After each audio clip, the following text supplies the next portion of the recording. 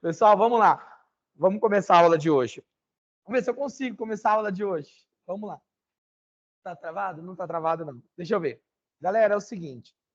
O primeiro tema que nós vamos abordar, e eu queria muito tratar esse tema com mais carinho e mais tempo, é o tema da avaliação. Porque a avaliação ela é um processo que é fundamental na prática educativa. Sempre, desde que nós temos a concepção de escola, nós temos a avaliação como um processo que é indissociável da prática escolar. Mas a avaliação ela tem mudado com o passar do tempo. A percepção de avaliação tem mudado com o passar do tempo, à medida que também nós temos modificado a visão da escola com o passar do tempo. Então, aquela escola para poucos, aquela escola que era muito direcionada, ela deu lugar para uma escola mais inclusiva, uma escola mais global, uma escola para mais pessoas, e foi necessário perceber-se que as práticas avaliativas que eram muito comuns no passado não estavam mais sendo suficientes para dar conta da realidade atual. Então, aqui no texto, eu não vou ficar lendo o texto, tá? Isso aqui é na apostila de vocês, vocês mesmos vão olhar, tá bom? Vocês vão observar que a avaliação é um processo que, com o passar do tempo, foi se modificando conforme as novas demandas da educação. O tipo de avaliação mais comum, que é a avaliação que nós passamos por ela na nossa fase de escolarização, foi a avaliação classificatória, certo? Nessa avaliação classificatória, o que foi, meu amor? Vê se não tem ali algum. Não tem? Ali, não tem um? Ó. Na avaliação classificatória, qual é o fundamento? O fundamento é a seleção de conhecimentos. E, na prática, ela significa que você vai quantificar o conhecimento do aluno e a sua função principal, ou seja, a função principal dessa avaliação é reprovar ou aprovar. Então, ela testa os conhecimentos e ela mede conhecimentos dentro daquela metodologia, dentro daquela expressão avaliativa. Com as novas visões em relação à educação, com o movimento da escola nova e com as novas concepções teóricas a respeito da educação e o advento da nossa nova legislação base da educação, a Lei de Diretrizes e Bases da Educação, essa concepção foi realmente modificada com vistas para uma educação mais progressiva, principalmente com a ideia de se colocar, de se tornar a educação, a sua periodicidade por ciclos. Então, passamos a ter uma visão da avaliação muito mais próxima de uma ideia de compreensão da atividade que era oferecida pela escola e das possibilidades que poderiam advir da prática avaliativa no sentido de aferição das dificuldades do aluno ou das possibilidades e potencialidades do aluno, do que simplesmente aquela prática focada na separação entre os que sabem e os que não sabem, tá bom?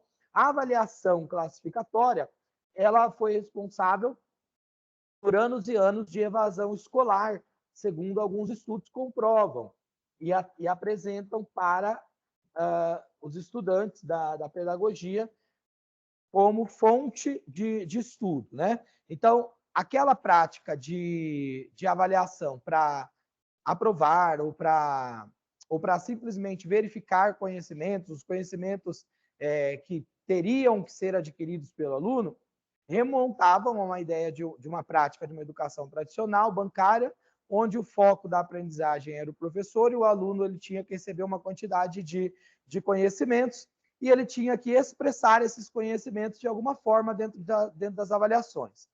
Com a ideia do construtivismo, tudo bom? Com a ideia do construtivismo, essa lógica construtivista, e principalmente a lógica dos cognitivistas na educação, ou seja, o abandono da lógica gente, fugiu o termo, dos pensadores que eram relacionados ao estímulo-resposta, ao behaviorismo, sabe? Vocês entendem o que eu estou falando, fugiu a palavra. Com essa ruptura e com a adoção das práticas mais construtivistas, mais progressistas e com pensamento focado na visão dos cognitivistas e com a ideia de focar o centro da aprendizagem no aluno, surge a ideia da avaliação não classificatória, mas a avaliação formativa. Qual é a intenção da avaliação formativa? A intenção da avaliação formativa, ela é justamente o oposto da classificatória, onde você classifica ou quantifica saberes. Ela busca o quê? Você perceber os níveis de aprendizagem desse aluno e, percebendo da percepção desse nível de aprendizagem, você age junto com esse aluno para que, na avaliação, a ideia central não seja a reprovação ou quantificação de saberes, mas seja a transformação do saber do aluno. Então, se o aluno, por exemplo, estiver sendo avaliado dentro de alguma lógica, ou dentro de alguma matéria, ou dentro de alguma disciplina, ou dentro de algum campo de saber, que exija que ele represente concretamente um determinado saber, digamos, por exemplo, um aluno que está começando a aprender a escrever, e ele vai e escreve uma palavra errada. Vamos lá, ele escreve uma letra errada na palavra. E às vezes não é que ele escreveu uma letra errada porque ele está naquelas fases da psicogênese da língua escrita que ele ainda não chegou no nível alfabético. Às vezes ele está alfabético, mas ele errou uma palavra. Pessoas erram. Digamos que ele escreveu, sei lá, tangerina com J. Sabemos que é com G. Ele foi lá e escreveu tangerina com J. Se o professor vai lá, dentro da percepção, da avaliação classificatória, e coloca um risco ali, um errado, ele deixa de levar em conta tudo aquilo que o aluno aprendeu até então.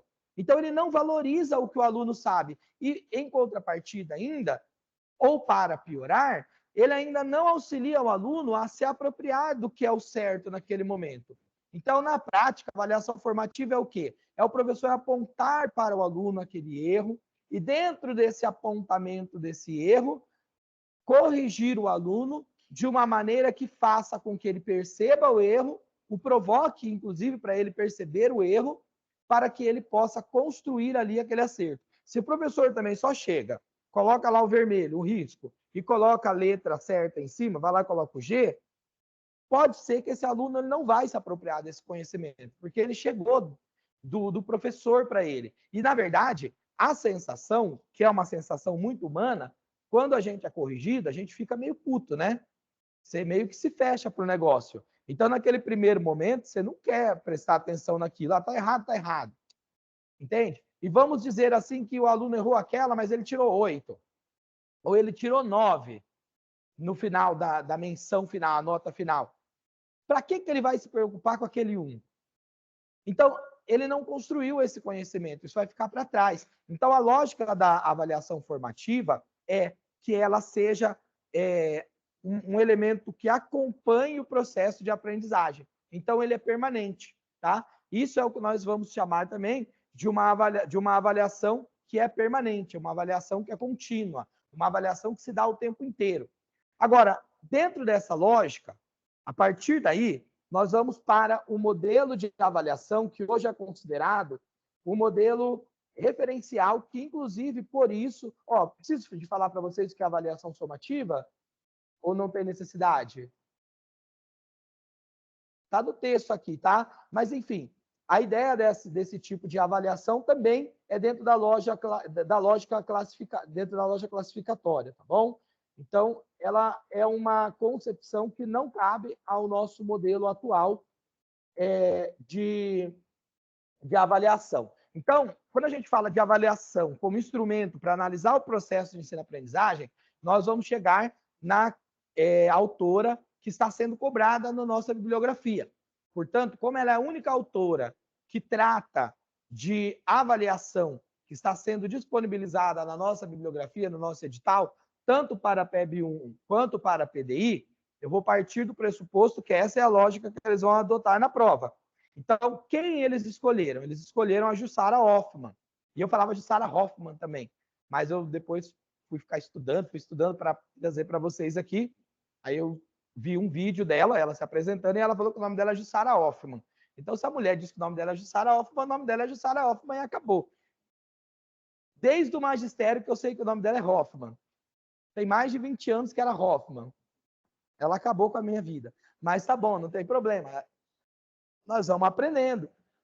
E aprendi com a própria, então não vai ter dúvida. Inclusive, esse vídeo, não sei se eu disponibilizei para vocês, mas se eu não disponibilizei, eu vou disponibilizar. É muito bom, ela é muito esclarecedora. A Jussara, ela é uma das maiores estudiosas em avaliação no Brasil. Ela tem uma pesquisa muito séria, uma pesquisa muito bem estruturada sobre avaliação, onde ela analisa todo o histórico de avaliação no Brasil. Então, ela tem todo documentado, é um material muito bonito. E ela traz essa concepção nova, partindo da lógica da avaliação formativa, ela traz uma nova nomenclatura. Ela chama de avaliação mediadora. Na lógica da avaliação mediadora, obviamente, já fica meio que claro, ela leva em conta a ação do professor. Então, é uma lógica construtivista, é uma lógica progressiva, progressista, é uma lógica que leva em conta as teorias de aprendizagem, não só do Piaget, mas todas as teorias de aprendizagem. Ela tem um foco piagetiano também, mas ela considera que todas as boas teorias de aprendizagem que existem, aí você vai citar Piaget, Vygotsky, Vallon, você consegue encontrar elementos importantes. Inclusive, ela traz na discussão dela que, até na lógica das avaliações somativas, das avaliações antigas, existem elementos que podem ser aproveitados. Por quê? Porque ela expressa que na avaliação, ao contrário do que se possa pensar, quando se fala de avaliação mediadora, por ela ser permanente, ela estar o tempo inteiro, ela prever essa interação entre o professor e o aluno, e o professor o tempo inteiro acompanhando o aluno e fazendo as mediações nos momentos necessários, por isso que ela é mediadora, ela avalia que são necessárias muitas mesmo formas de avaliações e instrumentos avaliatórios para a criança.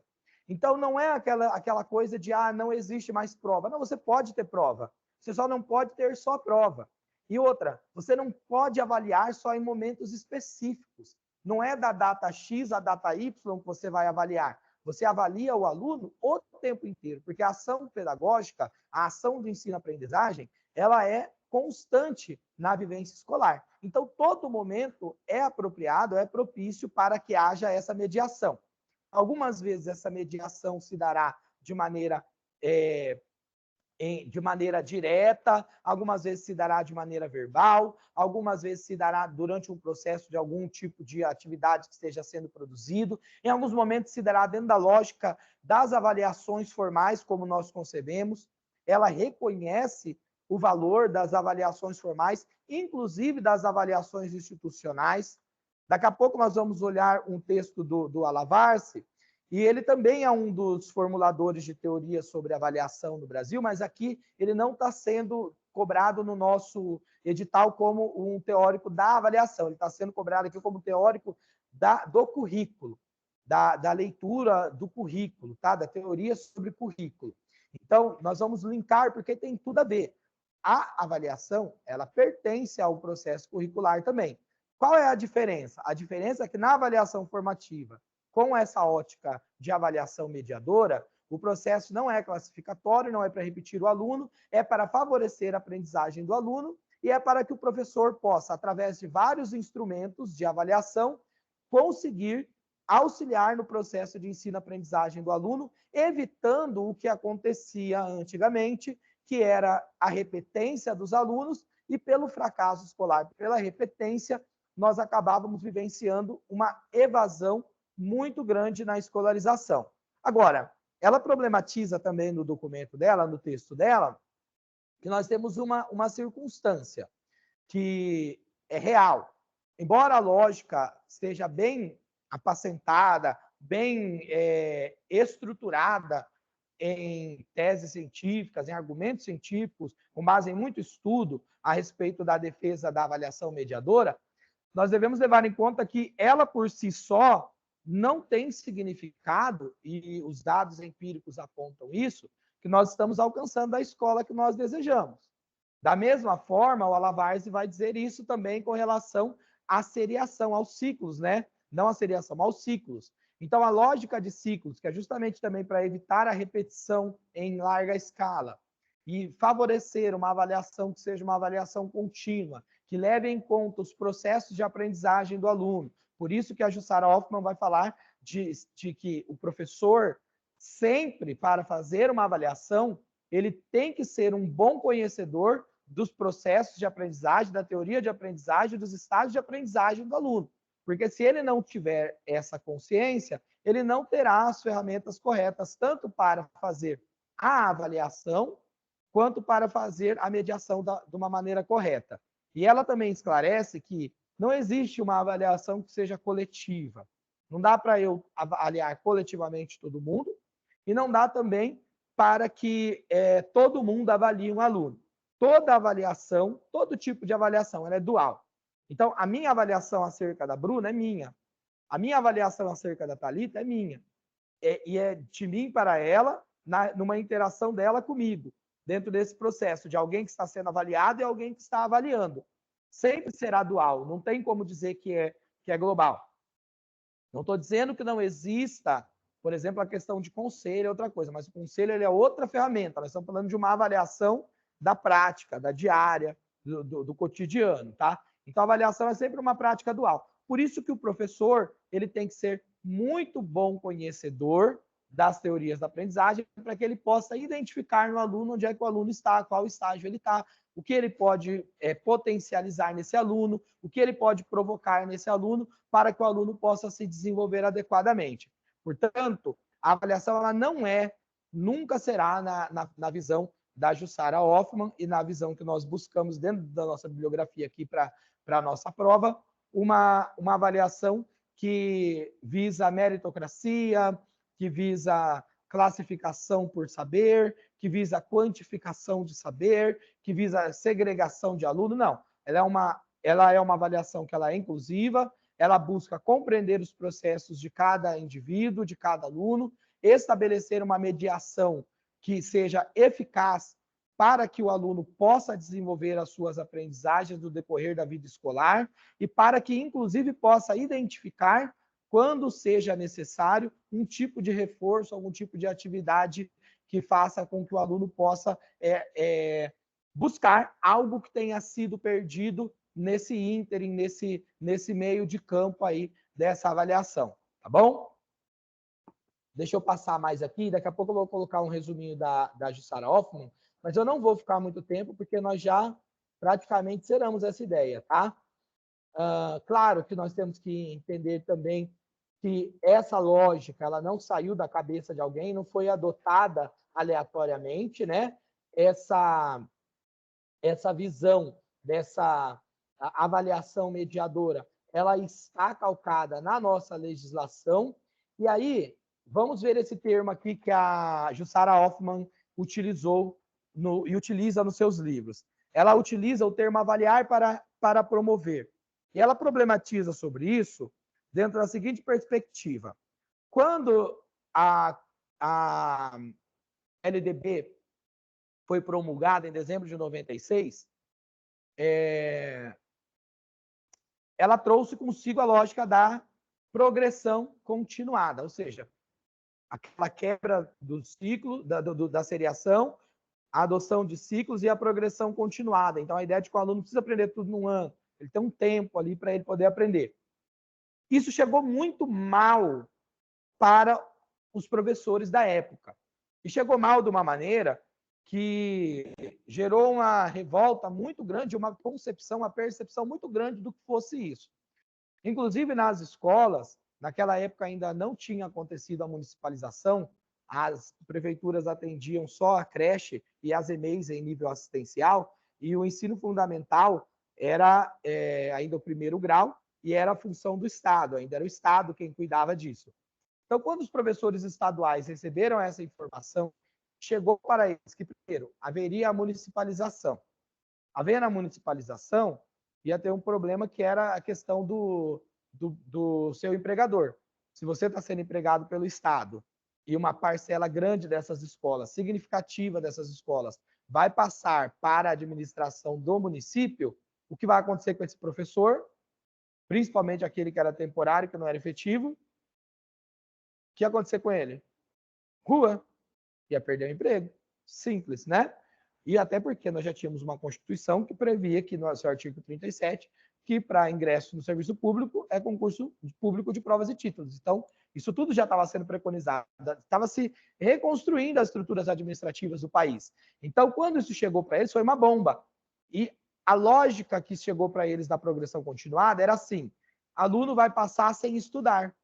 Então, dentro de um cálculo corporativista, e eu entendo bem disso porque eu sou sindicalista, então, na defesa do interesse do seu emprego e da sua categoria ali, do seu métier, dentro do interesse corporativo, para conversar com a comunidade e expressar a sua insatisfação, eles utilizaram a argumentação da progressão continuada e difundiram uma ideia de maneira generalizada de que a progressão continuada significaria a aprovação dos alunos de maneira direta, deliberada, sem que fosse cobrado desses alunos nenhum tipo de competência. Na prática, eles estavam dizendo para os pais, para a comunidade, que a lógica da aprendizagem estava sendo perdida. Por que isso? Porque também os professores, eles compartilhavam dessa lógica da avaliação classificatória naquela época. Eles também tinham essa percepção. E isso é muito comum, não se trata de vilões e mocinhos, não é isso. É porque eles cresceram dentro dessa perspectiva, eles se tornaram profissionais dentro dessa perspectiva, eles foram formados dentro dessa perspectiva e eles atuavam dentro dessa perspectiva. É muito difícil você alterar na cognição humana preceitos que estão já estabelecidos, já arraigados. Isso é uma coisa que demora, são concepções que demoram e que demandam muito esforço, muito estudo e boa vontade do indivíduo também querer aprender, tá? Então, certas coisas demoram. Mas, resumidamente, o que aconteceu? Trouxe para a galera, para geral, para todo mundo, para pais, para mães, para alunos, inclusive, porque virou um fuzuê, eu era estudante nessa época, o que chegou para os alunos, as mães chegaram nas casas da reunião dizendo que, nossa, não vai mais reprovar, agora vai ser uma droga a escola, os alunos vão atacar o foda-se. Imagina, os alunos que queriam aloprar, o que fizeram? Meu irmão, alopraram.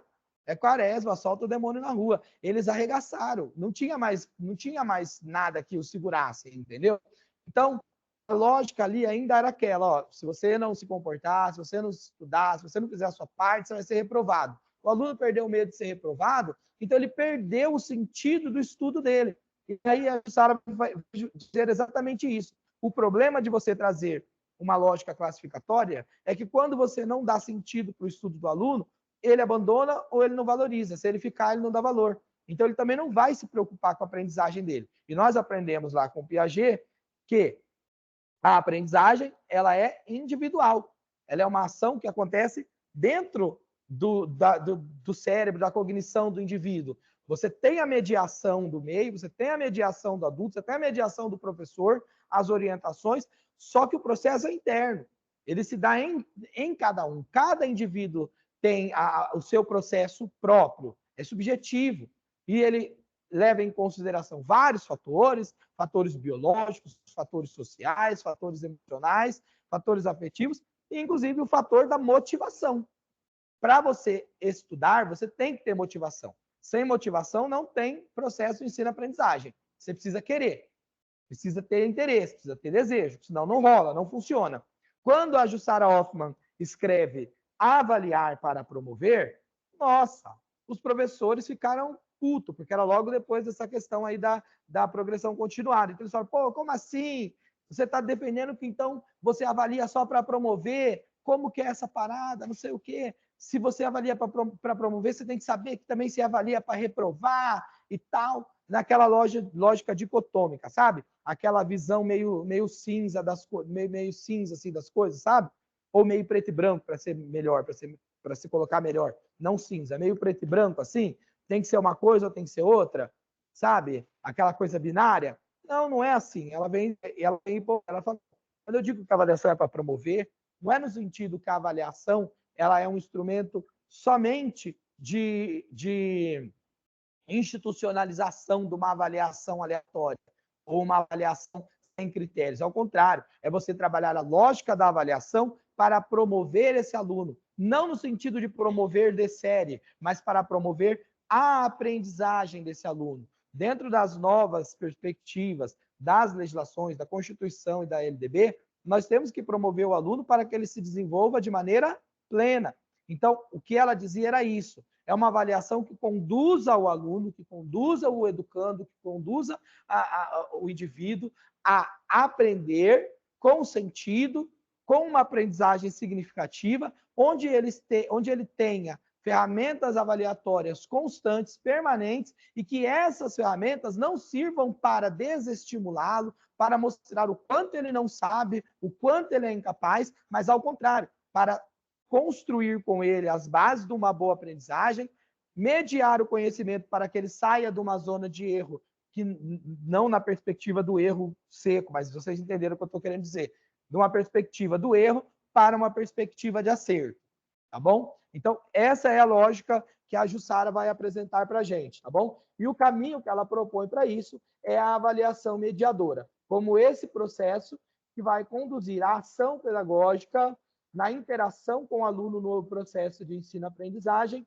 a construir a aprendizagem significativa a partir de um acompanhamento próximo, de um acompanhamento em tempo integral durante a prática pedagógica. Claro que subentende-se nisso que o professor é um só para acompanhar um monte de aluno, não tem como. Então, por isso que são várias ferramentas que são disponibilizadas. Mas o professor tem que conversar, tem que conhecer o aluno, tem que ter o seu momento de interação com o aluno, porque senão ele não vai conseguir. Uma coisa que ela traz também no estudo dela é que eles perceberam, e é uma coisa que inclusive acontece até hoje, que aqueles alunos que ficavam reprovados, que ficavam retidos, ou aqueles alunos que ficavam que tinham um pouco menos de evolução na aprendizagem, eles ficavam afastados. E isso é uma realidade nas salas hoje. Hoje nós temos muitos alunos que ficam assim. Você pega um terceiro ano, um quarto ano, um quinto ano, onde os alunos estão ainda, alguns até em fase assim, pré-silábica, até não alfabético, ele só chega no quinto ano pré-silábico porque ele ficou alijado durante todo o processo. Todo o processo ele ficou alijado. Se ele não tiver nenhum problema de aprendizagem, problema neurológico, problema biológico, se ele é uma criança normal, comum, típica, então provavelmente houve uma falha ali. Uma falha onde? Na avaliação. Na avaliação. Aí você fala assim, mas como assim uma falha na avaliação? Na avaliação, porque o professor não soube identificar qual era o estágio de desenvolvimento daquele aluno. E por não saber explicar, identificar o estágio de desenvolvimento daquele aluno, ele não soube atuar para poder corrigir e para poder conduzir o caminho nesse percurso. Então, se o aluno está no terceiro, no quarto, no quinto ano, ele passou por um monte de professores que permitiram que isso acontecesse. E isso tem acontecido. Isso é uma das coisas mais comuns na escolarização hoje. Então, isso é uma responsabilidade do professor. Isso não é uma responsabilidade de ninguém, além do professor. O professor ele tem que analisar isso, ele tem que buscar ajuda.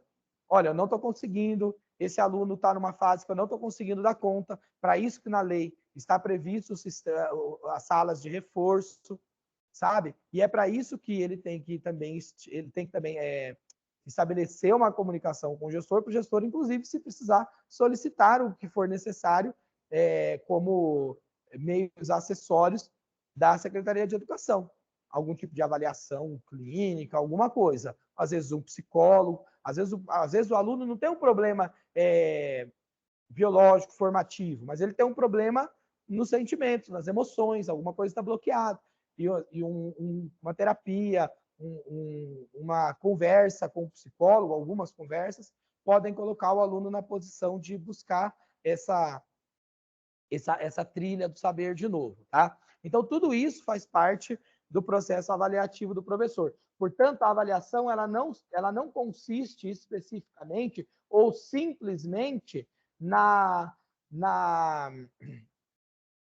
registro, na escrita de uma prova comum. Tá? Eu pulei essa parte que eu estava falando e acabei entrando no outro link. Eu ia dizer que ela não acha ruim, que ela não critica as avaliações externas, como o SARESP, todas essas outras provas aí. Mas ela diz que não pode ser só isso, porque tem duas funções diferentes. A função desse tipo de prova externa é avaliar as redes, avaliar as instituições de ensino, as escolas, avaliar os sistemas de ensino.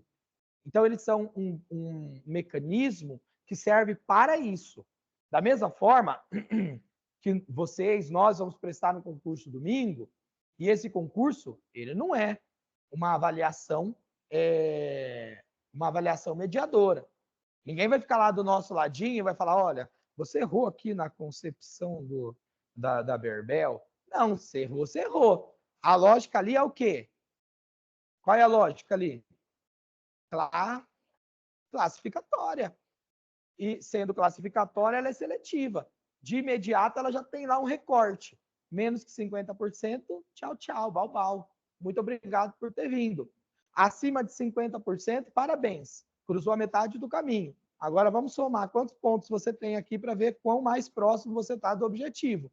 Então, essa lógica, ela é efetiva para aquilo que ela se destina. Para esse tipo de coisa, por exemplo, que ela é uma ferramenta, dentre as possíveis, é a mais justa para que você possa fazer esse tipo de classificação. É melhor do que ser amigo do prefeito, do vereador, de alguém, né? Então, essa é a lógica justa, é a lógica coerente, certo?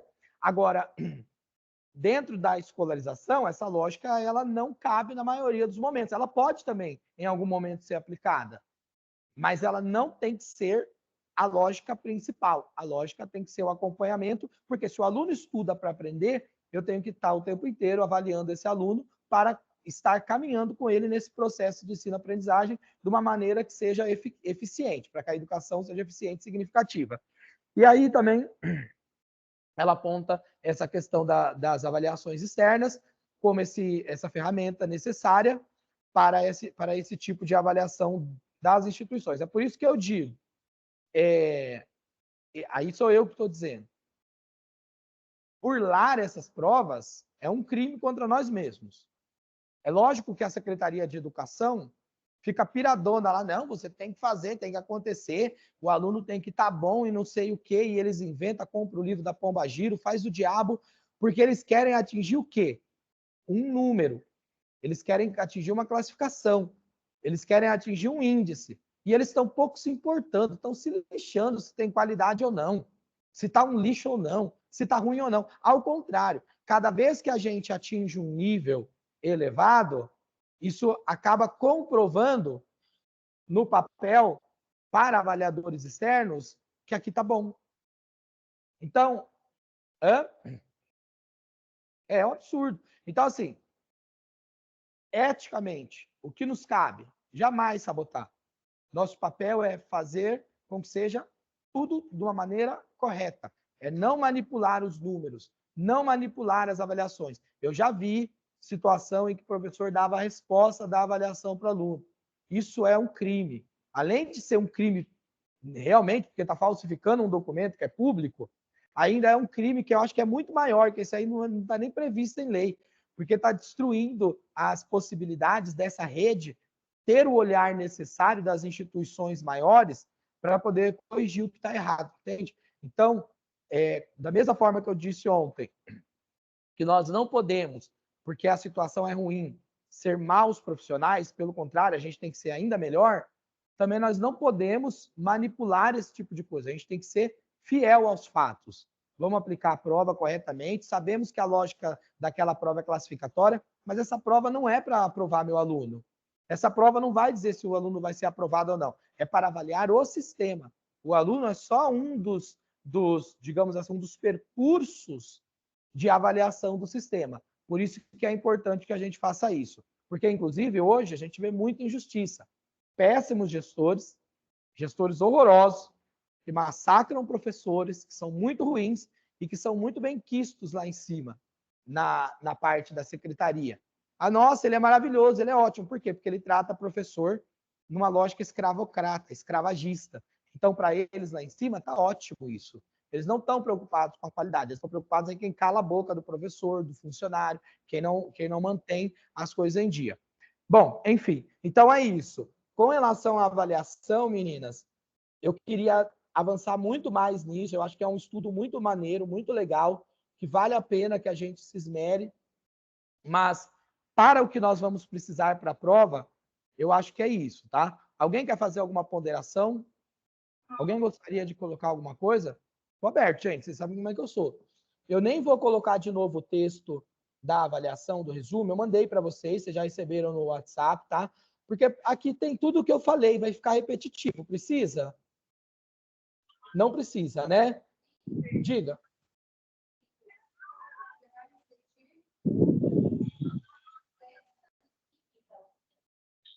Aonde que está isso? Qual deles? Eu tenho que ver qual é para saber. Mas fala de novo, qual que é? Cíclica.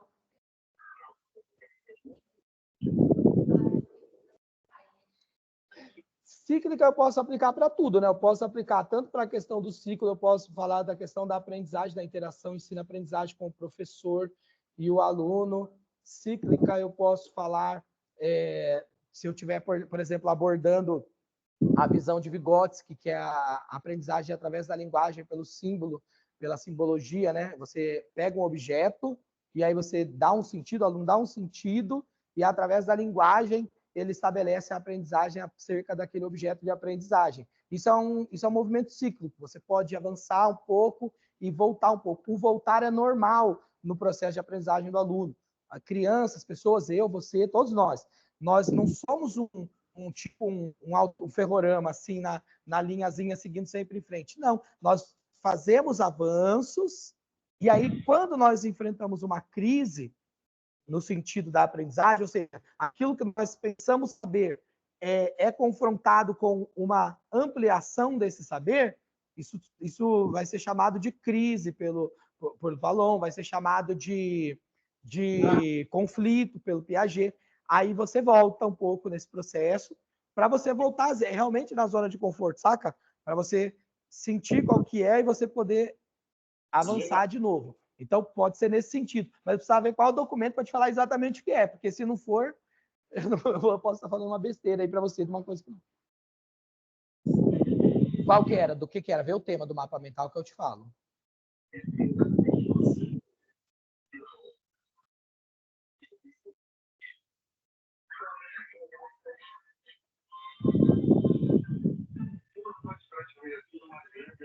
Foi muita coisa. Aí tem coisa para vocês estudarem pro resto do ano aí.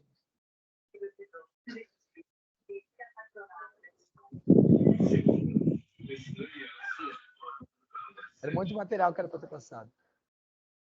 Deixa eu ver. Você consegue trazer aqui para não ter que andar por causa do microfone?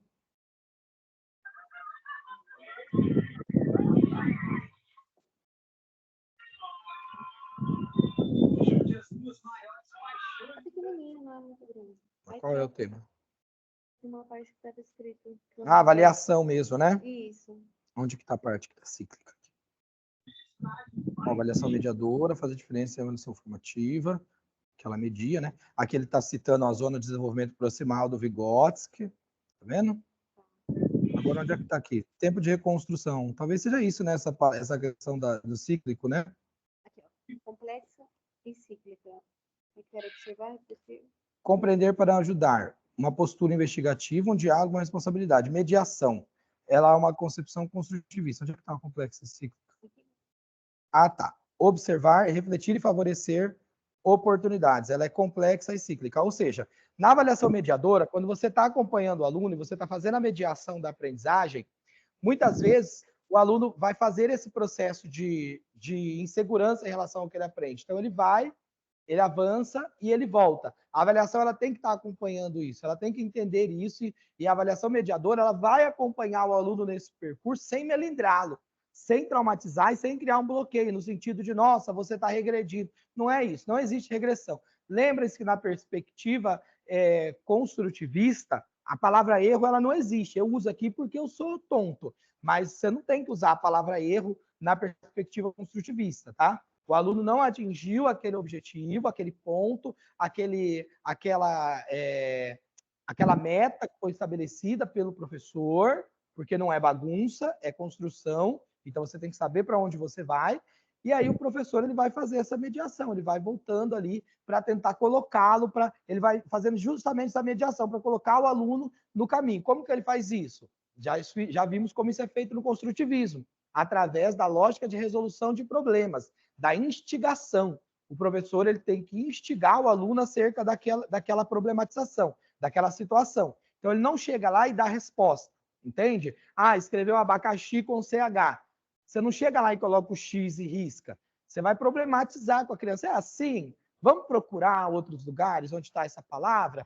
Qual é o som mesmo? Nosso som é igual. Então, de uma coisa, você já consegue trabalhar outra, entende? Então, você consegue trabalhar, por exemplo, o som igual na família silábica do X com o CH. Então, isso aí vai construindo a aprendizagem do aluno. Por isso que isso vai gerar dúvidas. Isso vai gerar uma confusão. Na hora que o aluno pensou que ele aprendeu que o X é com XI, de repente ele pode aprender que tem uma outra forma, que é o CHI. E isso vai gerar uma crise nele, no sentido cognitivo. E aí ele pode até ficar meio bravo, dependendo do aluno. Cada pessoa tem uma personalidade, um jeito. A criança vai se sentir enganada. Como assim duas coisas? E aí o professor vai mediar essa construção aí dos sentidos. Olha, tem, mas é assim, é assado, é por isso, é por aquilo, entendeu? Então, ela não tem uma ideia de ir atingindo metas e finalizando os pontos. Pensa assim num jogo tipo... Quem já jogou trilha? Aquele jogo de trilha que você vai jogando o dominó, aí você pula 2 casinhas, aí tá lá, avance uma casa, você ganhou uma Ferrari, volte 5 casas. Já jogaram isso aí? Nunca jogaram? Tipo de tabuleiro. Vocês nunca jogaram isso aí na vida? Já? Nunca jogou? Nossa, vocês são muito ricos, que isso? Gente, é um joguinho de trilha, gente. Isso tinha até nos livros de escola, pelo amor de Deus. Na lógica do jogo, você tem que estar sempre colocando coisas a mais, né? Nesse jogo de trilha, por exemplo, tem hora que você perde tudo. E você tem que voltar. E tem hora que você perde um monte de casa. Você tem que voltar. Então, é a mesma coisa. No processo de aprendizagem, dentro da visão da concepção classificatória, se você atingir um nível, beleza. Se você não atingir, o problema é teu, que nós estamos seguindo em frente. Não tem como voltar para trás. Na avaliação mediadora, o professor ele interpela na relação com esses alunos e ele verifica onde há defasagem. E ele pode voltar dentro da atividade dele. Por quê? Porque a lógica não é quantitativa. Muito embora exista um currículo, existam obrigações ali legais que ele tem que seguir, a ideia, a concepção central é a aprendizagem do aluno. E ela tem que acontecer de maneira efetiva. E nós não podemos ficar deixando um monte de soldado pelo caminho. A coisa tem que ser de uma maneira que contemple a todos, né? Que todos possam ser contemplados. Muito bem. Posso ir para o Alavarce? Então, esse documento da Alavarce é bem rapidinho que eu vou falar. Ele vai falar sobre os ciclos. Alguém aqui tem dúvida sobre como se organizam a questão de ciclos? Podem falar, não precisa ter vergonha. A gente está aqui para aprender. Aprender juntos. Alguém tem dúvida, gente, como funciona? Sei que a no lógica de ciclos... Alguém falou que... Para a prova vai ser... Provavelmente, lá pela semana já aparece a classificação. Porque não é nota, é a classificação que você tem que dar. Por exemplo, são 200 e poucas vagas, são mais de não sei quantas pessoas inscritas. Você pode ficar... Outra pessoa lá, vou desligar todos os microfones, espera aí. Mesmo acho que não vou ficar entre os 200. Eu não fico não, André, muita gente. Pronto. Ela está falando com outra pessoa sobre a prova, e o pior é que assim, ela está desesperada com as pessoas que estão classificadas. Calma, meus amores. Calma, calma. Tem vaga para todo mundo. O mais importante é passar, gente. Depois a gente corre atrás, tá bom? Vamos lá. O Ocimar Lavares, ele é um doutor, tá? Ele dá aula na Universidade de São Paulo, na USP, como eu falei. Como eu disse, ele é um dos caras que estuda a questão de avaliação, avaliações externas. Ele tem documentos muito legais sobre isso. Mas aqui a lógica que nós vamos tratar com ele, ela diz respeito um pouco à avaliação, mas do princípio da sua relação com a divisão do ensino fundamental em ciclos. Então, nós saímos da lógica da seriação para a lógica dos ciclos. Na seriação, e muita gente não percebe isso hoje em dia. Porque o que é seriação? É primeira série, segunda série, terceira série, quarta série, quinta série, sexta série, sétima série, oitava série. Era assim, certo? Cada uma dessas séries, ela tinha um determinado objetivo e uma determinada quantidade de saberes que tinham que ser alcançados ali. Um conteúdo, um currículo que tinha que ser estabelecido ali. Se o aluno chegasse no final daquela série, da quarta série, digamos, quando ele chegasse na quinta, pouco me interessa se ele aprendeu ou se ele não aprendeu. Nessa perspectiva da avaliação classificatória, esse aluno era retido. Porque ele não cumpriu, ele não estabeleceu ele não chegou ele não chegou, mas aí, às vezes foi injusta a repetência. Muita gente foi reprovado de maneira injusta. Então, a ideia é que o aluno não atingiu o nível que era esperado dele ali naquele momento. É por isso que muitos alunos ficavam no primeiro ano reprovados, na primeira série, no primeiro ano. Ficavam reprovados. Mais do que isso, muitos alunos eram reprovados do pré. Quem já ouviu falar de aluno que foi reprovado no pré? Eu conheço gente que foi reprovado no pré. Mas porque era burro? Não, não era, não tinha essa. É porque, na lógica que existia, o aluno tinha que chegar com determinados níveis de saberes, que eram avaliados através de provinhas, avaliações, e que eram o passaporte para aprovação ou não. Entende? Por isso que falava, você vai repetir o ano. E o Alavars, ele traz essa discussão, ele fala assim, quem defende o modelo antigo de seriação, defende na lógica de que, se o aluno é reprovado, ele vai ter uma nova chance. Então, ele vai ter a chance de rever tudo aquilo que ele não conseguiu rever e de adquirir aqueles conceitos ou aqueles conhecimentos que ele não adquiriu naquele período. Esse tipo de concepção ignora as teorias cognitivas, as teorias da aprendizagem no campo cognitivista. Então, elas ignoram, elas não levam em consideração que o indivíduo demora um tempo para aprender e que a aprendizagem ela se dá de maneira continuada. A aprendizagem não para nas férias e volta quando o ano letivo começa. A aprendizagem ela acontece o tempo inteiro, ela é um processo permanente da criança. E cada criança tem seu tempo e cada criança tem a sua especificidade. Então, aquela lógica não servia, ela não era suficiente. Portanto, a lógica do ciclo era mais justa. Então, o ciclo, como um espaço de divisão, seja em 2, em 3 ou 4 anos, era o caminho para que a criança tivesse um tempo mínimo, mas um pouco mais dilatado, para atingir determinados níveis de conhecimento. Tá? Então, é essa a abordagem que ele vai trazer para a gente nesse documento. Ele vai fazer essa análise de todo o histórico, tá?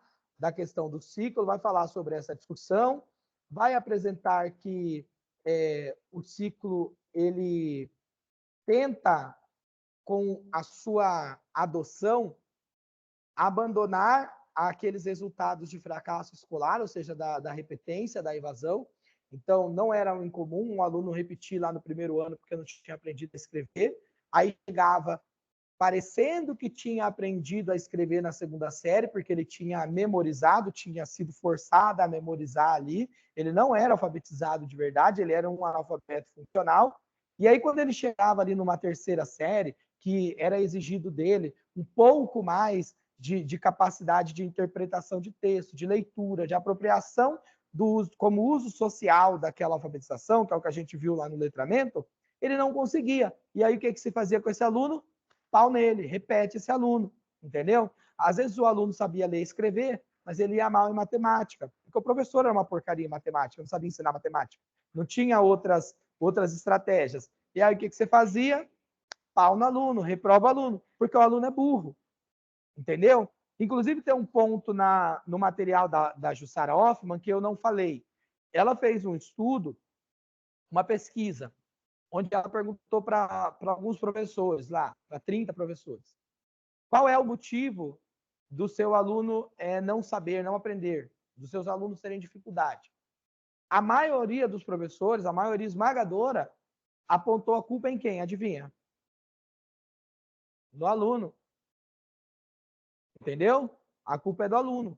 Mas, afinal, se a culpa é só do aluno, por que o professor está lá? Lógico que tem outros aspectos. Claro que o professor não faz milagre. O professor não abre a cabeça de ninguém e coloca informação. Não é assim. Mas só que há que se compreender que algo precisa ser feito. E é na escola o lugar para isso.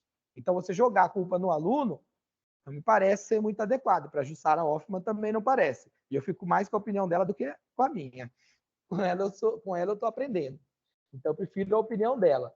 E eu defendo. Então, aí o Alavarce vem dizer também que a questão dos ciclos é para essa democratização na escola, porque na lógica da repetência, as crianças iam saindo. Quais eram as crianças que mais iam saindo e quais eram as crianças que mais iam repetindo? Quem eram as crianças que mais têm mais possibilidade de repetir? Vamos lá, gente, podem falar. Quais? Os mais pobres, quem mais? Os alunos de inclusão, quem mais? Os alunos que não têm uma rotina um referencial de estudo em casa, os pais não são leitores, não são nada. Então, esses alunos que mais precisam da escola eram os que mais eram afastados da escola por conta da lógica da seriação. Então, os ciclos eles vêm para resgatar isso, para democratizar a escola, para possibilitar que os alunos consigam ter a sua permanência na sua escolarização. Tá bom? Vamos lá. Os ciclos do tensionamento da seriação, já falei, aquela discussão. Os defensores dos ciclos, outros são defensores da seriação. Que mais? Aqui eu acho que é isso desse texto, gente. Esse texto é bem maneiro. Vamos para a conclusão, que na conclusão eu acho legal o que ele coloca. Ele traz para a gente que, apesar de a ideia dos ciclos serem as melhores, ele faz as implicações teóricas, pedagógicas dos ciclos, tá? Tá no texto, vocês podem ver. Mas ele fala que, apesar de hoje ser aparentemente a melhor estratégia, a melhor forma, nós encontramos obstáculos que são as estruturas que não são adequadas, a formação e o preparo do professor para isso, para lidar com isso, porque muitos professores, ainda vivendo na lógica do ciclo, não sabem que estão dando aula na lógica do ciclo. Sabiam disso? Tem muito professor que ainda acha que está dando aula na seriação. Então, isso é muito normal, isso acontecer. E nas escolas acontece também, porque quando você separa assim, vamos fazer o planejamento, os professores do primeiro ano se juntam, os do segundo se juntam, os do terceiro se juntam, os dos quartos se juntam e os dos quintos se juntam. Isso já é seriação, porra. Eles têm que conversar, tem que ter um alinhamento ali geral. Você tem que ter uma base do que você precisa. Você precisa conversar com o professor do quarto ano. Você tem que conversar com o professor do quarto ano para você saber como o aluno está chegando no quarto ano. Ele vai te falar, o aluno está chegando aqui assim, assim, assim. Ou seja, significa que para o professor do terceiro ano, o nível de dificuldade de compreensão que ele vai ter que abordar talvez seja um pouco menor. Porque esse aluno está chegando ruim lá no quarto ano porque não está tendo a sua aprendizagem resgatada aonde parou em algum processo anterior. Então, se não tiver essa conversa, não está servindo de nada, então, os ciclos. Então, é por isso que ainda hoje, mesmo com a instituição dos ciclos de maneira legal na nossa estrutura, no nosso sistema de educação, nós ainda visualizamos um problema muito sério, que não é a comprovação empírica ainda de que nós estamos alcançando, atingindo o que se espera com essa forma de estruturação do ensino. Então, defende-se ainda que é a melhor forma, mas o resultado ainda está muito aquém do que deveria estar, por conta da falta de preparo para lidar com isso, da falta de compreensão dos ciclos, do ensino fundamental por ciclos, da estruturação, da organização do ensino fundamental por ciclos por parte dos professores, das redes de ensino, das questões que são inerentes à sociabilidade e das questões que são inerentes também aos investimentos na escola e nas ferramentas que possam viabilizar a boa aprendizagem desse mundo, principalmente num tempo em que nós precisamos cada vez mais recriar uma lógica, recriar não, criar uma nova lógica para a educação que esteja afastado desse modelo tradicional que é tão permanente nas nossas vidas aqui. Nós estamos vendo, é isso, é o que tem. Hoje é o que tem. Então, nós precisamos tentar criar um novo modo, um novo caminho para a gente alcançar a educação que nós tanto almejamos, que nós tanto queremos, tá bom? Vamos lá. Agora eu quero ler com vocês rapidinho aqui, só para eliminar esse texto, tá? Não quero ficar muito tempo nele. Eu tinha até feito uma outra preparação, um outro material dele aqui, mas eu enfiei no nariz. Então eu vou adotar esse aqui, ó. Ah, não, achei. Ó, o Como se Aprende esse livro, ele parece ser bobinho, mas ele não é não, tá? Ele é um livro muito completo, ele é um livro muito complexo, e, na verdade, eu vou fazer aqui uma breve explanação, uma breve resenha, me apoiando nessa resenha aqui, que não fui eu quem escrevi, e que vai trazer as ideias gerais. Só que esse livro ele é muito complexo.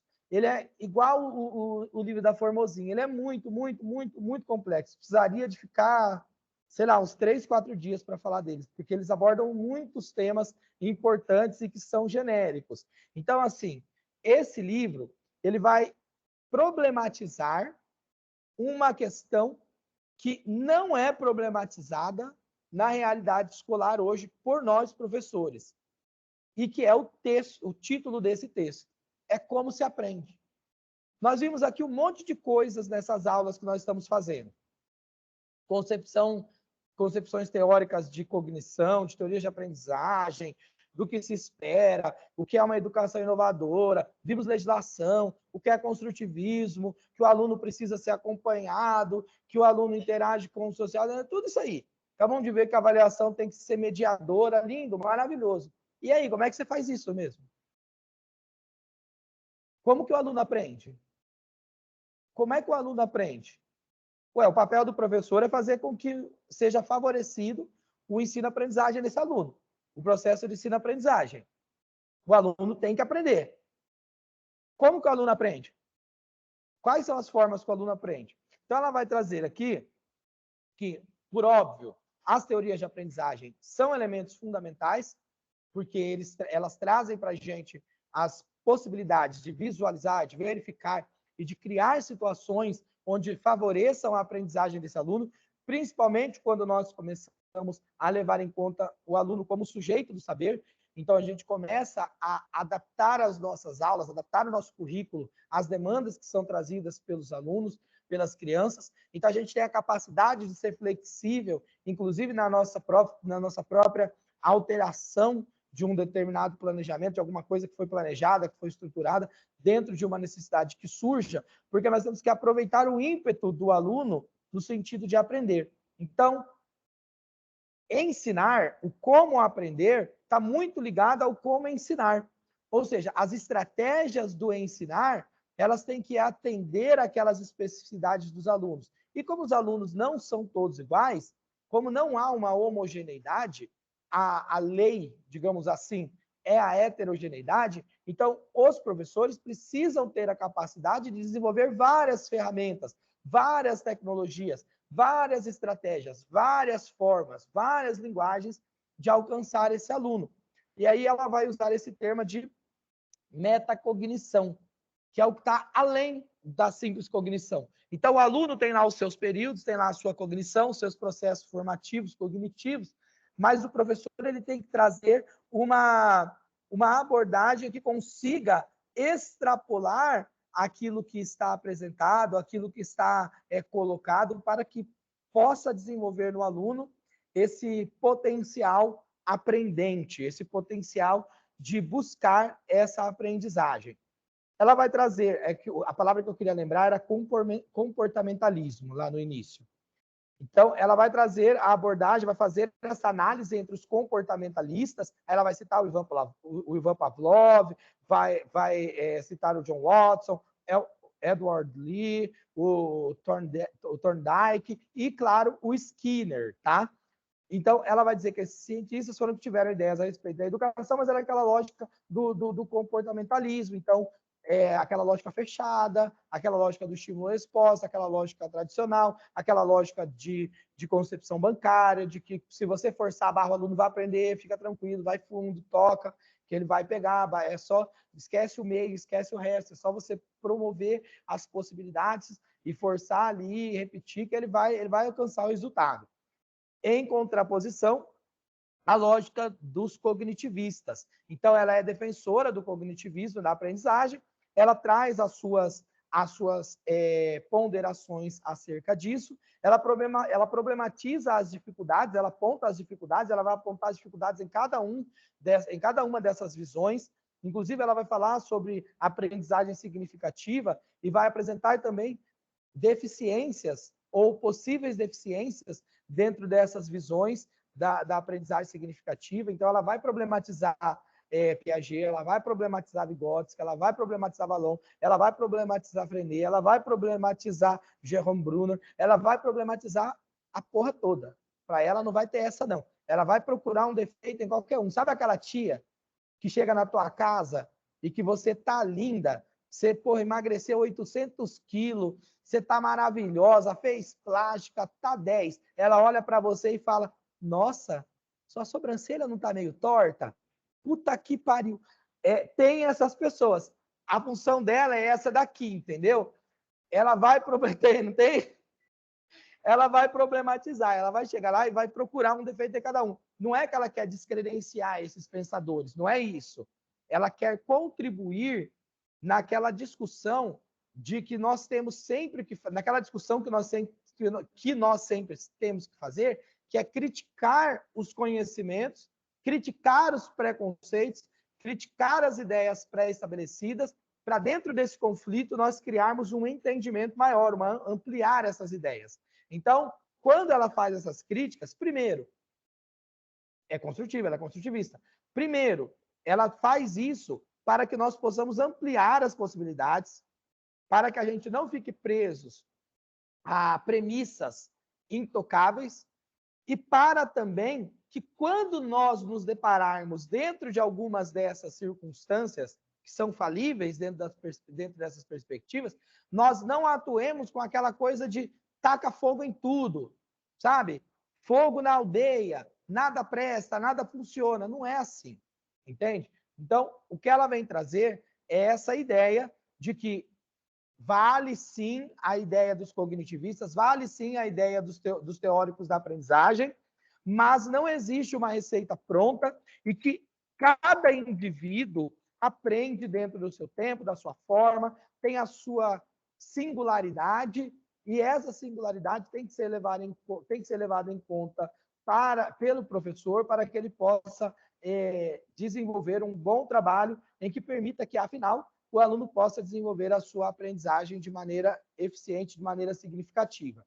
Hoje, para nós, professores, compreender e problematizar essa questão, eu acho que é o elemento que praticamente nos divide, nos separa de uma performance muito mais eficiente.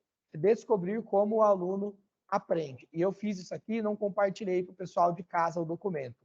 Galera, me perdoa, tá bom? É que eu estou na correria aqui, ó, porque a gente perdeu mais de 40 minutos e eu estou desesperado. Então, ó, tá aí, ó, mas eu mandei para vocês, tá? Bora lá. Deixa eu ver o que tem aqui. Vamos falar de psicomotricidade. Pessoal, vamos falar um pouco de psicomotricidade. Vou trazer para vocês aqui um resuminho bem tranquilinho, que está na nossa própria apostila, tá? Para ficar fácil para vocês entenderem. Só confirma para mim o pessoal que está em casa, estão ouvindo, está tudo ok? Espero que sim, tá? Tá, mas eu não vou poder segurar não, gente. Vamos nessa aqui. Vamos lá. Ó, vamos lá na concepção da coisa. Psicomotricidade. E por que a psicomotricidade é uma área cada vez mais estudada e tem que ser estudada quando se fala em educação. Então, ó, segundo o portal da Associação Brasileira de Psicomotricidade e Psicomotricidade, a psicomotricidade é uma ciência que estuda o homem através do seu corpo em movimento. em relação ao seu mundo interno e externo, bem como suas possibilidades de perceber, atuar, agir com o outro, com os objetivos e consigo mesmo. Dentre outras habilidades que a criança pode desenvolver através das atividades em sala de aula, são as aprendizagens de leitura e da escrita, que exige boa coordenação óculo-manual para acompanhar as linhas de uma página. Enfim, o que ele está falando aqui? Ele tá mostrando a importância da psicomotricidade, está dizendo que a psicomotricidade é a área da ciência que vai estudar o movimento do corpo do indivíduo, do corpo do homem, mas não só o movimento no sentido de andar, locomoção. São todos os movimentos, tudo que envolve o movimento do corpo humano. Musculatura, movimento facial, movimento físico, movimento orgânico, tudo tem a ver, tá? Então ele vai dizer, vai mostrar que nós vamos ver durante esses estudos da psicomotricidade, que na escola, na escolarização, e agora com as crianças cada vez estão mais cedo na escola, entender a psicomotricidade e as suas fases é importante elemento para que a gente possa auxiliar a criança no seu desenvolvimento humano e favorecer o seu desenvolvimento da sua aprendizagem, porque é cientificamente comprovado que o desenvolvimento, o bom desenvolvimento motor da criança, ele está intrinsecamente ligado com o desenvolvimento cognitivo. É por isso que nós utilizamos essa terminologia. Psico, que é da mente, motricidade, que é o movimento. Então, cada vez que a criança desenvolve as suas habilidades motoras, mais ela desenvolve também as suas capacidades mentais, as suas sinapses mentais, ela vai desenvolvendo o teu cérebro. Então, ela vai ampliando a sua capacidade, seu potencial de cognição. É por isso que a psicomotricidade, ela precisa ser abordada dentro da escolarização com muita atenção e muito cuidado, porque esse processo, ele será um processo que perdurará durante toda a vida do indivíduo e estará presente na sua primeira etapa da sua escolarização de uma maneira muito mais forte, muito mais potente, muito mais exacerbada, digamos assim, ou muito mais destacada, exacerbada não, muito mais destacada, porque é justamente nessa fase de descoberta das atividades motoras da criança em relação ao mundo. Então, é aquele momento em que a criança começa a se mover, a se mexer, começa a buscar os seus primeiros movimentos e começa a desenvolver tarefas que depois serão muito simples na tua vida. O mastigar, o andar, o segurar. E também nessa fase de escolarização, é importante preparar a criança para ser capaz, na educação infantil, deixa eu só achar aqui, na educação infantil, para a criança ser capaz de ter possibilidades, a capacidade de fazer movimentos que são esperados e necessários para a fase seguinte da escolarização. Como que você vai alfabetizar uma criança se essa criança, por exemplo, ela não tiver as capacidades motoras para segurar um lápis, por exemplo? Aí, por isso que ele falou aqui dessa função óculo manual. Então, a criança tem que ter, isso não é fácil, isso é uma situação muito difícil, esse tipo de coordenação psicomotora é difícil até para quem já desenvolveu a psicomotricidade no tempo certo. Você desenvolver a escrita em relação ao acompanhamento visual. Quem aqui usa óculos? É difícil ou não é quando você está acompanhando uma linha que é pequena ou quando você está numa letra pequena? Então, para enxergar aqui, se tivesse que apontar assim, é difícil, não é? Às vezes, só para você segurar um negócio assim, ó, você requer um esforço muito grande, um esforço motor muito grande. Esse simples movimento assim, ó, exige aqui uma quantidade de dezenas de músculos que precisam estar articulados para fazer esse tipo de mobilidade e para dar esse tipo de gestual, sei lá, de movimentação, qualquer coisa do tipo. Então, eu estou mobilizando nesse momento a questão muscular, mas também estou mobilizando a questão cognitiva.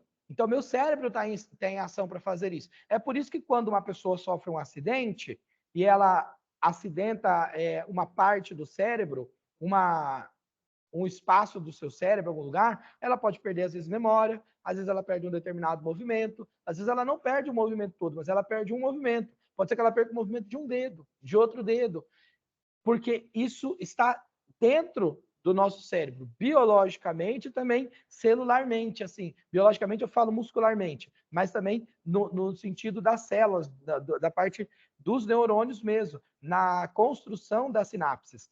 Então, esse processo que nos acompanha durante toda a escolarização, durante toda a vida, ele é um processo que precisa ser estimulado pelos professores, pelos profissionais que atuam dentro da educação. Porque se nós não estimularmos esses aprendizados dos nossos alunos, nós corremos o risco de deixar uma defasagem na sua formação psicomotora. E aí nós vamos ter um problema que não será apenas do nível físico postural, mas nós teremos um problema que poderá ser do nível do campo da aprendizagem, um problema cognitivo. Então, pode ser que, às vezes, aquele aluno que nós observamos e vemos alguma dificuldade nele e percebemos que ele tem alguma dificuldade em desenvolver algum tipo de aprendizagem, que ele, na verdade, esteja passando por um processo em que ele teve uma ruptura, uma quebra no seu desenvolvimento psicomotor.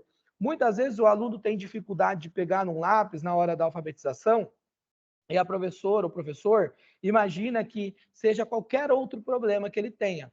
Ela vai investigar vários problemas, várias circunstâncias, social, afetiva, psicológica, vai solicitar que os pais encaminhem para um monte de profissionais, mas talvez a última coisa que a professora ou o professor vai observar é a questão psicomotora.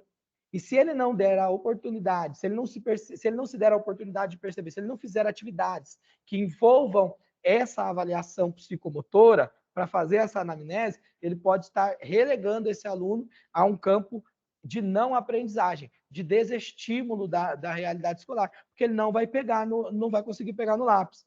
Eu tenho um aluno que ele aprendeu a escrever muito tarde. Ele não pega no lápis assim, ó, desse jeito aqui, ó, que é o jeito mais comum. Ele pega assim, ó.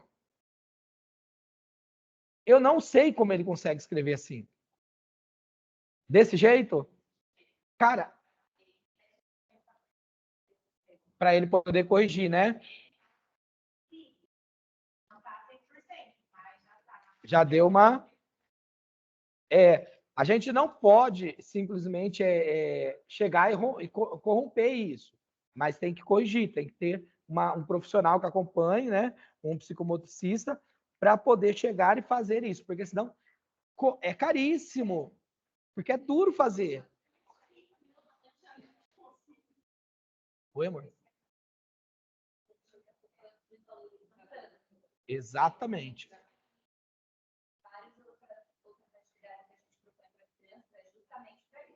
Exatamente. E não é só o movimento de pinça, não. O movimento de pinça é muito importante, mas ainda vai além. Além do movimento de pinça, ainda tem todo o corporal. Então, a dança, o movimento, a corrida, o andar em cima de uma linha reta, o jogar um negócio e pegar, toda essa percepção, a maneira correta de ficar na mesa, de sentar, tudo, a questão postural. Então, é na educação infantil que vai ser desenvolvido isso. Isso continua sendo desenvolvido depois do ensino fundamental, claro, mas só que se ele chegou bem, ele vai ter outros níveis de dificuldade no ensino fundamental, que aí estarão sendo trabalhados principalmente pelo professor de educação física, mas nada impede de ser trabalhado também pela professora, pelo professor de arte, nada impede de ser trabalhado pelo próprio professor polivalente, tá bom? Então, os textos que nós temos aqui que foram colocados no nosso edital, um texto é o do Jean Lebouche, e o outro texto é o do Fonseca, tá? Os dois textos são bem complexos. Eu acho que compartilhei com vocês, não sei se eu compartilhei com vocês, mas eu vou trazer aqui para vocês essa apresentação que eu encontrei na internet, tá bom? Para a gente falar um pouco sobre isso. E ele vai abordar justamente essas questões. Então, ele vai trazer aqui, ó, no livro do Fonseca, ele vai trazer essas concepções para nós sobre a psicomotricidade, por que ela é importante, a questão que ela desenvolve, inclusive, a fala no indivíduo, ela pode desenvolver até a fala, porque o falar, ele vai exigir de funções musculares na nossa face, centenas de músculos, são mais de 100 músculos que vão ser exigidos para a fala. Então, o que a princípio parece ser uma tarefa inata do ser humano, que é a fala, que é muito simples, que todo mundo nasce com, não é assim. A articulação da fala, ela é um processo muito complexo e que muitas vezes exige esse esforço psicomotor, tá? E aí você desenvolve isso com várias atividades que você pode trazer para a realidade da sala. Então, ensinar lateralidade, por exemplo, para o aluno, movimento acelerado, movimento lento, movimento de paradas bruscas, movimentos retos, movimentos circulares, movimento em zigue-zague, tudo isso que parece ser uma coisa bem tola, na verdade é fundamental para o desenvolvimento psicomotor da criança e vai auxiliá-la demais, porque além de desenvolver o cérebro, está desenvolvendo o corpo de uma maneira muito integrada. Agora vejam, quando a gente vai falar de esquema corporal, precisa levar em consideração os níveis de maturação da criança. Então, a partir de determinada fase da vida da criança, ela vai ter um potencial e uma capacidade adequada, ou seja, limitada. Ela tem um limite para cada faixa de idade. Uma criança de 0 a 2 meses é diferente de uma criança de 6 meses.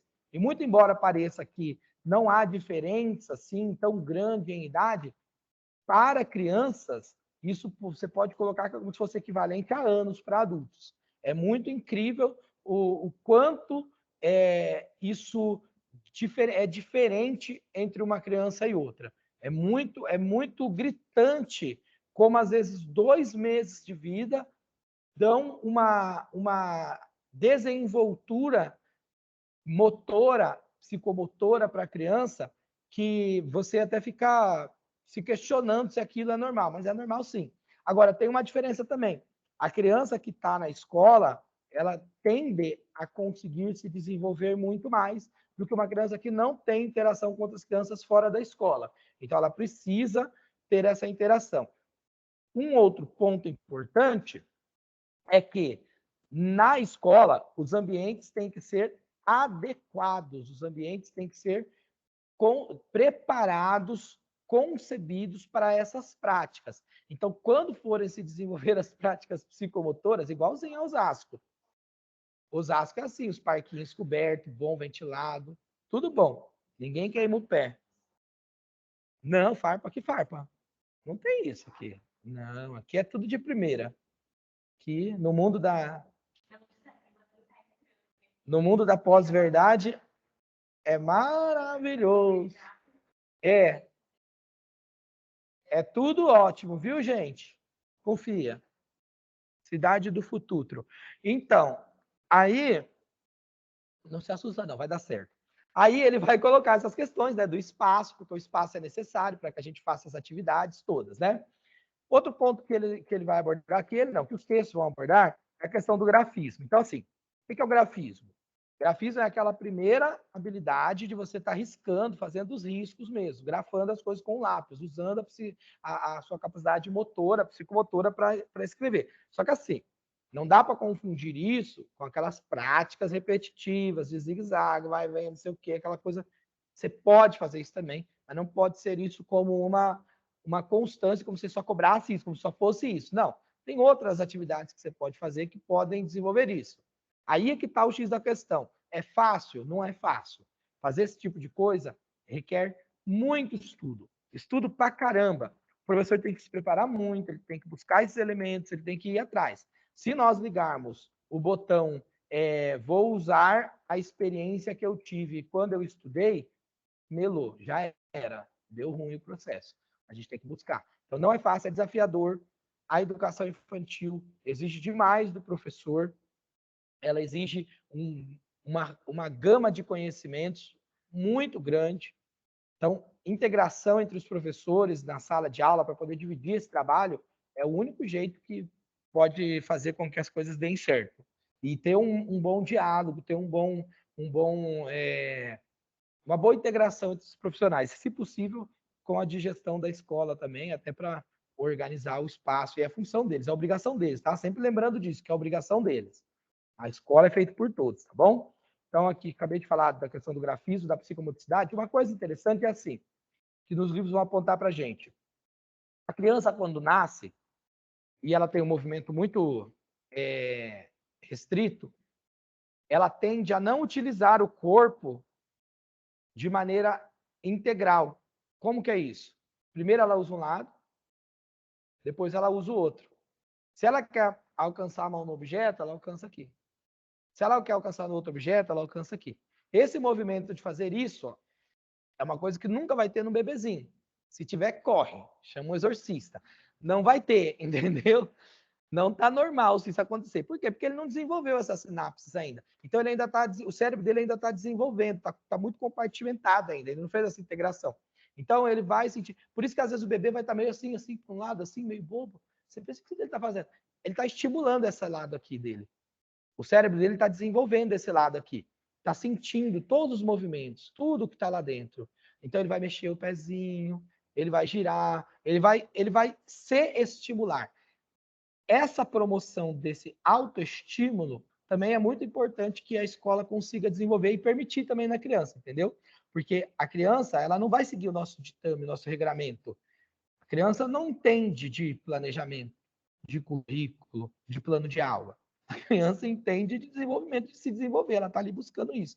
Então, o professor ele tem que ser um bom mediador no sentido de perceber esses processos e de estimular aquilo que precisa ser estimulado desde o princípio. Com o tempo, a criança vai desenvolvendo a sua lateralidade. Vai chegar numa fase da vida dela, lá pelos 2 anos de idade, que ela já vai conseguir fazer esses movimentos com muito mais precisão, de buscar aqui essas coisas, e ela já vai optar por um lado da vida, por um lado que será o lado mais utilizado na vida dela, onde ela vai definir se ela será destra ou se ela será canhota. Todas as crianças, até mais ou menos os 2 anos de idade, eles são ambidestros. O que define? Define o local onde está o objeto do interesse, o objeto do desejo. Tá? Então, por isso que é normal também a criança pegar as coisas e fazer aquela... Não é porque ela está zoando, não é porque ela quer bagunçar. Ela está desenvolvendo a mobilidade dela, ela está descobrindo que ela pode fazer isso. Ela está descobrindo a individualidade do movimento dos dedos dela. Olha que coisa incrível. Então, a criança o tempo inteiro explora essa psicomotricidade. A criança faz isso o tempo inteiro. E, lógico, na educação infantil é o momento em que ela mais vai explorar essas possibilidades, tá bom? É em que ela mais vai explorar esses campos de autoconhecimento e de desenvolvimento. E, logicamente, o professor ele não é um mero espectador disso, ele acompanha, tá bom? Então, aqui é um livro muito mais técnico, esse do Fonseca, também são livros muito técnicos, porque ele vai falar sobre conceitos, o que é psicocinética, que nada mais é também do que esse movimento psicomotor, tá? O cinético é de motor, de movimento, e o psico é do pensamento. Aí vai mostrar a importância disso na educação, porque que ela é importante como instrumento para desenvolver todas as habilidades corpóreas e mentais do indivíduo. Vocês vão receber isso aqui, tá?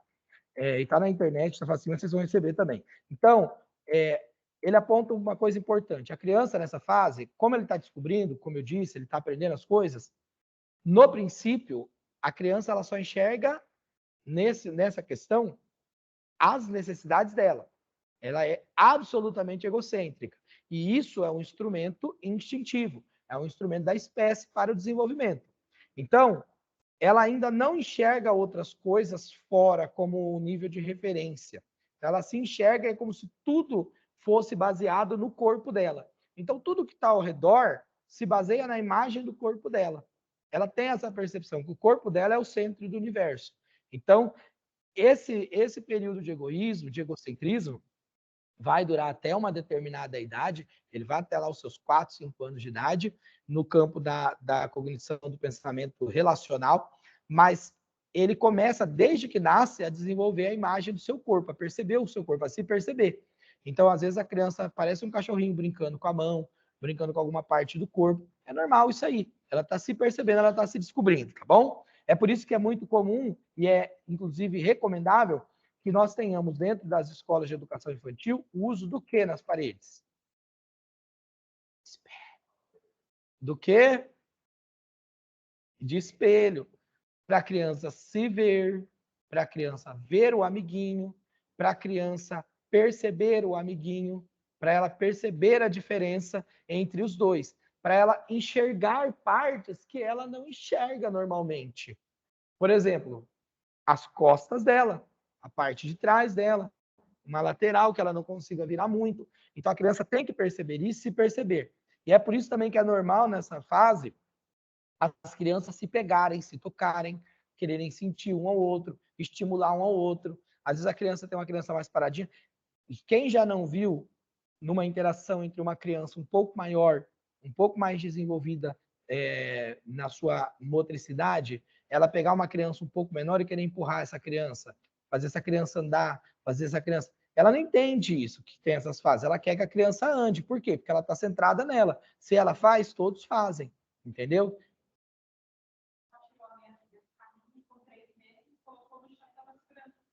Vai. É normal, se deixar, a criança faz isso. Eles querem estimular, entendeu? Isso faz parte da leitura de imagem deles. Eles se enxergam e enxergam, começam a projetar no outro também, tá?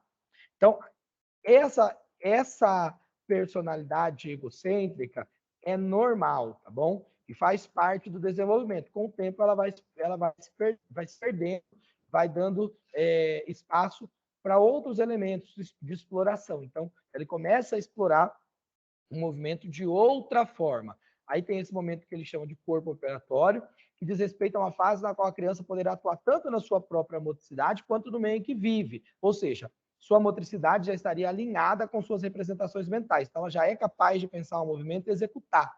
E ela já é capaz, inclusive, de pensar um movimento e executar para mexer no meio. Então, ela tira esse negócio daqui e coloca ali, de acordo com o interesse dela. Ela começa a montar a sua lógica de organização. Aí, você vai se lembrar de quando a criança pega um monte de coisa dela, os brinquedos dela, vem e joga num canto que é o preferido dela, que ela escolhe. Ela está desenvolvendo também essa lógica, ela está ocupando o espaço dela, ela está mexendo no espaço dela, ela está desenvolvendo a psicomotricidade dela, tá? Ela está desenvolvendo a capacidade de representar fisicamente o que ela representou mentalmente. A educação pelo movimento oferece suporte a diferentes aspectos, como os relacionados à atenção e às questões matemáticas. Então, claro que quando nós entendemos que a aprendizagem ela não acontece em campos segmentados, compartimentados do cérebro, e que ela acontece de maneira integral, e que os campos da cognição, eles dialogam entre si, eles desenvolvem entre si, eles criam sinapses entre si, esse tipo de movimentação, esse tipo de desenvolvimento psicomotor favorecerá também a aprendizagem, o conhecimento da matemática pelo indivíduo, pela criança, tá? Em relação às dificuldades escolares globais, originárias de aspectos afetivos, propõe-se que se utilizem atividades que possibilitem a criança expressar a sua espontaneidade em trabalhos de grupo, para que assim suas dificuldades de comunicação, expressão e de timidez possam de alguma forma ser corrigidas. Pode ser que a criança tenha tido em algum momento da sua vida algum tipo de trava, algum tipo de bloqueio, algum tipo de trauma. Isso é normal. Pode acontecer de um jeito até bobo. Às vezes a mãe está num dia péssimo, ou às vezes o pai está num dia péssimo, a criança faz um movimento e aí toma um berro no meio da cara. Pronto. Isso pode ser mais do que suficiente para gerar um trauma, para gerar uma inibição. Então a criança vai relacionar aquela movimentação, aquele movimento, aquela tentativa, aquela expressão a algo muito negativo, que vai tê-la feito chorar, que vai ter feito mal, e vai ter gerado esse trauma. Portanto, quando a gente estimula a criança na educação infantil a fazer essas determinadas atividades de desinibição, de atuação, vai lá, pega aquilo, aquela criança mais quietinha, geralmente tem sempre a criança que é espoleta, que quer ser ajudante toda hora. Essa criança não precisa tanto de você nesse ponto. Agora, a criança que é um pouco mais tímida, mais fechada, essa criança precisa ser estimulada. Ela não pode ficar nessa timidez o tempo inteiro. Você não vai forçar, você não vai gritar, você não vai berrar, porque senão você só vai reforçar o trauma, mas de uma maneira sensível, de uma maneira articulada, você vai estimulando essa criança a fazer essas atividades, porque aí ela vai desenvolvendo esse espontaneísmo. Com o tempo, ela vai ser capaz de fazer essas atividades sozinha. E ela vai desenvolvendo isso de uma maneira gradual e vai construindo isso com as outras crianças, tá bom? Já nas questões de leitura e escrita, é posto que se necessita determinar se as dificuldades seriam de ordem eletiva, social ou também afetiva. Então, aquilo que eu estava dizendo. De repente, a questão da leitura e da escrita, ela pode ser uma questão motora, mas ela também pode ser um outro tipo de questão. Pode ser uma questão de ordem social, uma questão de ordem afetiva. A família possui papel de extrema importância para a motivação da criança. Então, motivação não é só, vai campeão, eu confio em você. Não é só isso. Motivação é desenvolver atividades no lar que também estimulem esse desenvolvimento psicomotor. Por isso que a função da escola é estar em contato com a família e a função da família é estar em contato com a escola, para que possam desenvolver conjuntamente estratégias de trabalho onde eles possam atuar na escola, o professor dando as atividades, fazendo as atividades, sempre por brincadeira, sempre de maneira lúdica, e em casa a criança também ter acesso a isso. Porque se em casa a criança chega, a mãe pega o celular, o tablet, confina a criança dentro de uma cama e deixa ela o dia inteiro ali assistindo ou jogando joguinho, ela vai desenvolver o quê? Entendeu? Ela vai desenvolver alguma coisa? Sempre vai. A criança sempre vai estar desenvolvendo. Mas ela talvez não desenvolva a plenitude das suas potencialidades. Por isso que o estímulo psicomotor é muito importante, tá? Os pré-requisitos para a leitura e escrita são psicomotores. Não tem como escrever sem ser psicomotor. O Vado até deu o exemplo das pessoas que desenham e escrevem com o pé. Psicomotor também, meu irmão. Ah, mas não tem pé e não tem mão. Vai escrever com a boca. Psicomotor também. Ou seja, pré-requisito para a leitura e para a escrita é psicomotricidade. Não tem jeito. Então, o indivíduo não escreve e não lê se não tiver o desenvolvimento psicomotor. Então, ela é um aprendizado motor no sentido da escrita, do registro. Por isso que não é errado você estimular a coordenação motora da criança na educação infantil. O que é errado é você fazer processos repetitivos e sem sentido. Processos onde ela não veja a lógica daquilo. Meramente repetitivos, entendeu? Aí não vai ser adequado. Vai restringindo até essa criança no seu desenvolvimento mais global. Antes que a criança aprenda a ler, isso é, antes da sua entrada no curso preparatório, o trabalho psicomotor terá como objetivo propiciar uma motricidade espontânea, coordenada e rítmica, que será o melhor aval para evitar os problemas de disgrafia. Até porque escrever dói pra caramba, entendeu? E para a criança, doer mais ainda, porque ela está aprendendo. Então, não é um processo gostoso. Não é agradável. É por isso que a criança não gosta de escrever. Porque dói. Quem gosta de fazer uma coisa que dói? Ninguém gosta. Só que com o tempo ela vai desenvolvendo esse tônus muscular, essa força muscular, essa capacidade de segurar, de fazer toda essa movimentação. É muita coisa que move, cara. É muita articulação aqui para poder fazer esse movimento. E aí ela começa a desenvolver isso e vai estar apta a poder fazer a grafia dela de maneira correta. Então, por isso nós temos também que ter muito cuidado quando a gente olha para a criança e fala que letra feia. Talvez seja o melhor que ela possa fazer. Calma, estimula. Tem ferramentas para a criança melhorar a escrita, mas ela tem que ter conforto, a gente tem que observar como ela está pegando no lápis, como é que ela está apoiando o corpo do caderno e tudo mais, tá? Ou da mesa, tá bom? É uma percepção e representação mental do espaço na leitura e da escrita. Então, quando a criança começa a escrever os seus primeiros avistos, não tem uma ordem. Ela pega e vai, ó.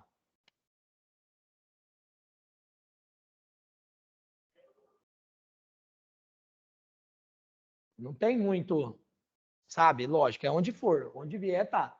Depois, com o tempo, você vai desenvolvendo. Ó, o que é o espaço? O que eu posso usar? Ó, eu estou péssimo de psicomotricidade.